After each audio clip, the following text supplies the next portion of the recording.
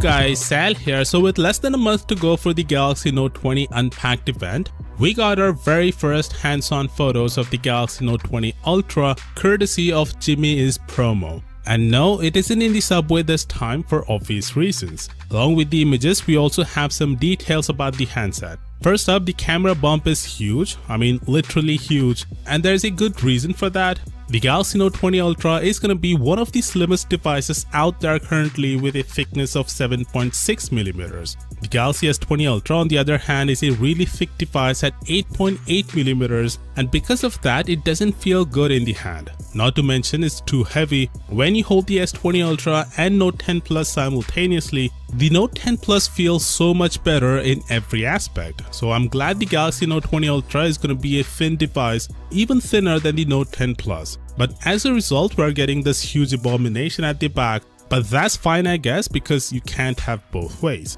Next up, the front image shows the camera cutout and is smaller than the one on the Galaxy Note 10 Plus. To be exact, 1mm smaller. Ice Universe did a side-by-side comparison and you can actually see the difference in hole diameter. Interestingly, the Galaxy Note 20 Ultra looks more squarish than the Note 10 Plus, which is good because in my opinion, boxy looking phones are more aesthetically pleasing to the eyes than rounder edge phones. Side bezels have also been narrowed compared to the Note 10 Plus, and thankfully the display curves are similar to the Note 10 Plus. Samsung reduced it on the Galaxy S20 series, and because of that it doesn't look that premium say compared to the Note 10 Plus, which by the way is the best looking Samsung phone ever. I barely got any accidental touches on the Note 10 Plus, and I'm positive the same will be the case for the Galaxy Note 20 Ultra as well. Another interesting thing is the back of this phone is glossy. So it seems the frosted matte finish will be limited to the bronze color, which is absolutely fine as long as they sell this color variant in all markets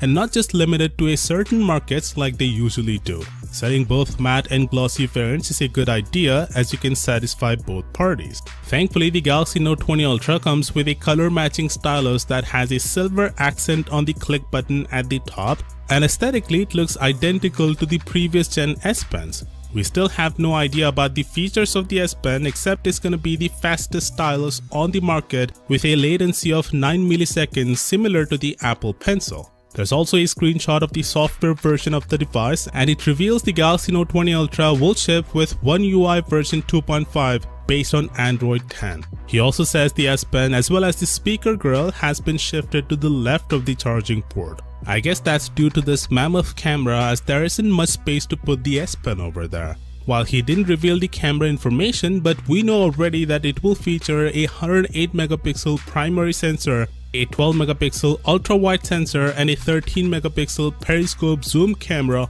along with a laser autofocus module. The screen will be 6.9 inches Quad HD Plus with a 120Hz LTPO display. Jimmy says there will be new S Pen features, which he said he'll reveal it pretty soon. Also, he'll share the hands-on video of the Note 20 Ultra and I'll keep you updated once he does, so do consider subscribing for that. And as always, I'll see you tomorrow.